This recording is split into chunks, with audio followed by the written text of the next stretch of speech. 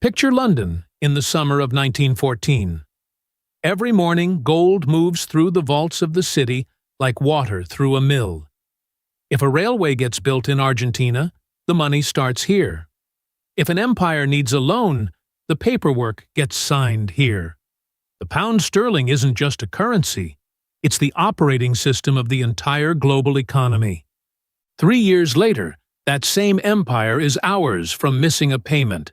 Its national debt has exploded from around £650 million to over £7 billion, a more than tenfold increase in under 5 years.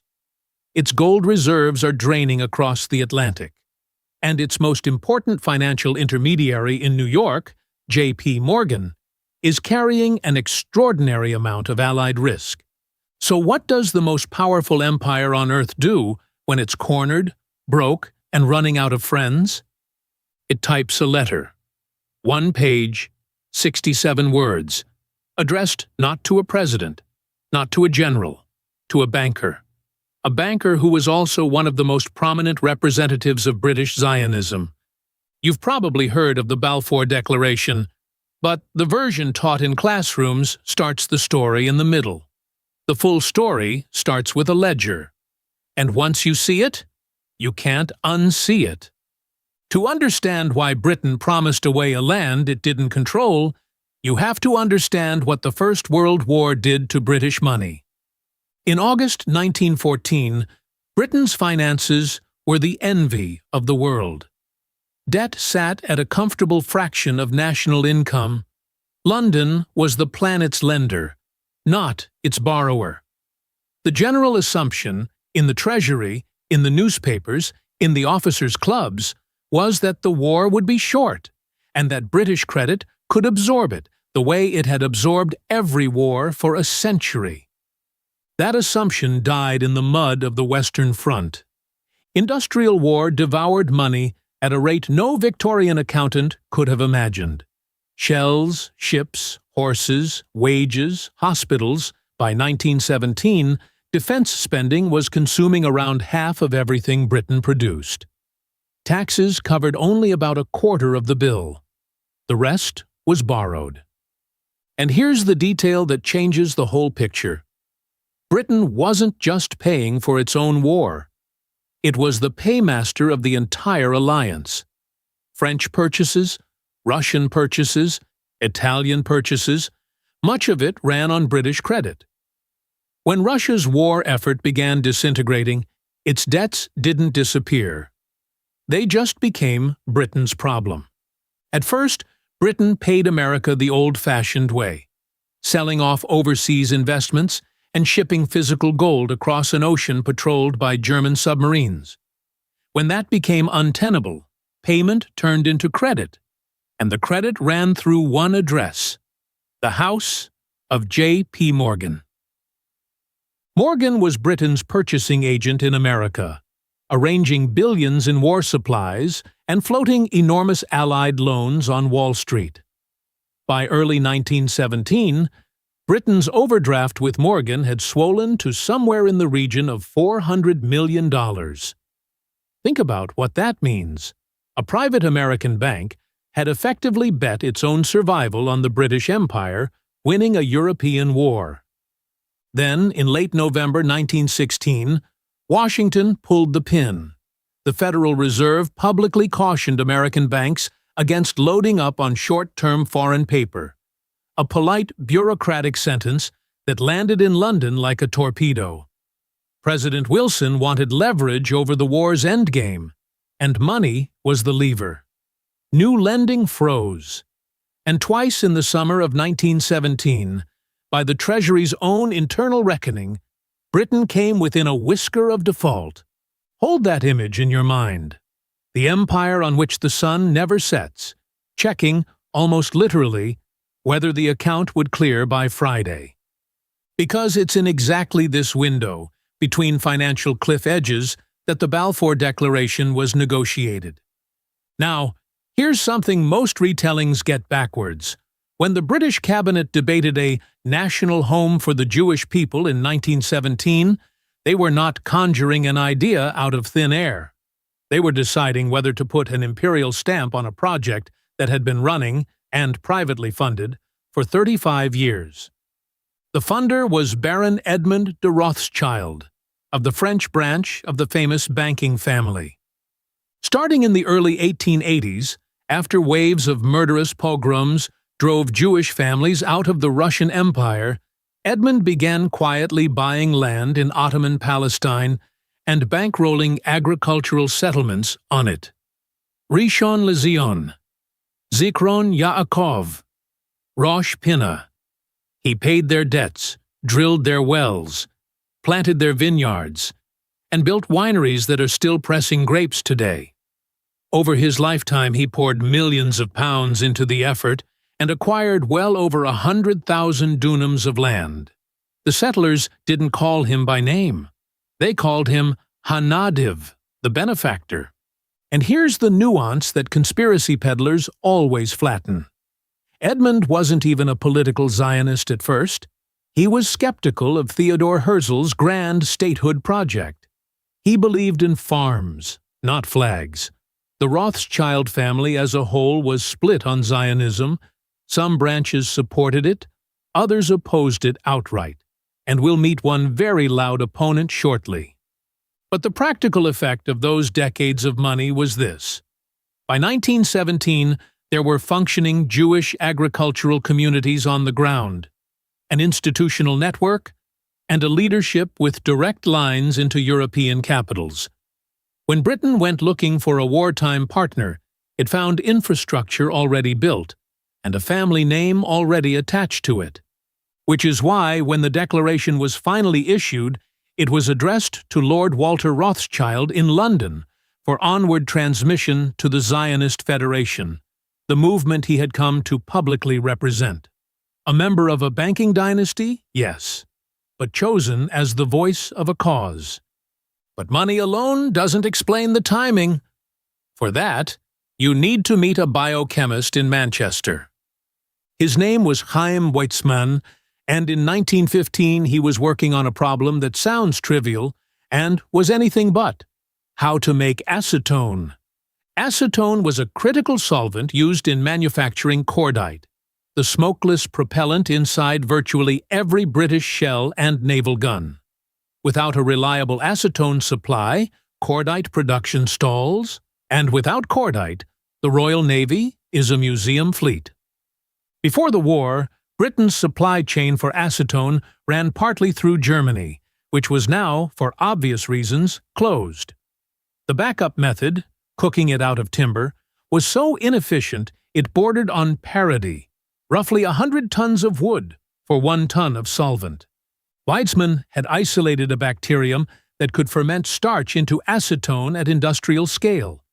When the Admiralty found out, Winston Churchill summoned him and, by Weizmann's own account, opened the meeting by demanding tens of thousands of tons of the stuff. Weizmann delivered. He left academia, scaled the process, and helped feed a war machine that fired over 200 million shells before the armistice. He handed the process to the government without demanding a fortune for it. And here is where the threads begin to braid together. Because Weizmann wasn't only the man who solved Britain's munitions chemistry, he was also the most effective Zionist diplomat alive, charming, relentless, and now personally trusted by Lloyd George, Balfour, and Churchill. His science bought him something no lobbyist could purchase: standing. Lloyd George himself, in later years, liked to frame the Declaration as Weizmann's reward. Historians rightly note that's too tidy. Governments don't hand out territories as thank-you gifts. But the access was real, the gratitude was real, and in the small rooms where the decision was made, both were sitting at the table. Strip away the personalities, though, and the cabinet's logic in late 1917 was brutally practical. Britain was juggling 3 simultaneous emergencies. First, America was technically in the war, but not yet fighting it. Not one meaningful American offensive had landed. London wanted every possible current of American opinion. including Jewish American opinion, which British officials sincerely and somewhat naively believed to be a powerful hidden force pulling toward total commitment. Second, Russia was mid-collapse. The Bolsheviks were promising peace, and if the Eastern Front folded, 1 million German soldiers would board trains heading west. British planners hoped, again with more confidence than evidence, that a pro-Zionist gesture might help keep Russian Jewish support on the Allied side. And third, the quiet one, the one that outlasted all the others, the Suez Canal. Suez was the empire's carotid artery, the shortcut binding Britain to India and the Pacific. Palestine is the canal's eastern doorstep. A friendly, British-sponsored population planted there wasn't sentimentality. It was fortress-building with demographics, financial desperation, alliance politics, imperial geography. The declaration sat at the exact point where all three lines crossed. Now for the part that makes this story genuinely dark. Because the promise to the Zionists wasn't Britain's first commitment involving this land, it was the third, and the three don't fit together. Promise 1. Independence for the Arabs. Through 1915 and 1916, Britain's High Commissioner in Egypt, Henry McMahon, exchanged letters with Sharif Hussein of Mecca, offering support for a vast independent Arab realm if Hussein raised a revolt against the Ottomans. The borders were left artfully foggy, and the fog was the point.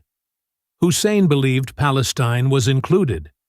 His sons rode into a desert war on that belief, alongside a young British officer the world would remember as Lawrence of Arabia. Promise 2. A Franco-British carve-up. In 1916, in total secrecy, diplomats Mark Sykes and François-Georges Picot drew lines across the Ottoman map, allocating zones of British and French control, with Palestine penciled in for some vague international arrangement. The agreement stayed hidden until the Bolsheviks gleefully published it from the Tsar's archives, letting the whole world, including a stunned Sharif Hussein, read what Britain had been signing behind his back. Promise 3. November 2nd, 1917. The Balfour Declaration. A national home for the Jewish people in the same territory. 3 incompatible commitments in barely 2 years. And the people who actually formed the overwhelming majority of Palestine's population at the time, the Arab inhabitants, roughly 9 in every 10 residents, appear in the Declaration's text only in the negative, as existing non-Jewish communities. Not named, not consulted, described entirely by what they were not. That's not a conspiracy. It's something arguably more chilling, an empire in survival mode, promising whatever each audience needed to hear, and filing the contradictions under problems for after the war. Let's be precise now, because this is where careless storytelling curdles into something ugly. Was the Balfour Declaration a sale? No. No money changed hands for the letter. There is no invoice, no receipt, no secret purchase agreement. And anyone who tells you the empire literally sold Palestine to a banking family is selling you something. The record is messier and more human. The Rothschilds were divided. Edmund himself had spent years keeping his settlements at arm's length from political Zionism. And the fiercest opponent of the declaration inside the British government was himself Jewish. Edwin Montagu, the Secretary of State for India, who fought the draft line by line, warning that it would compromise the citizenship of Jews everywhere else. He lost, but his objections softened the final wording. And yet, it is equally dishonest to pretend money wasn't in the room.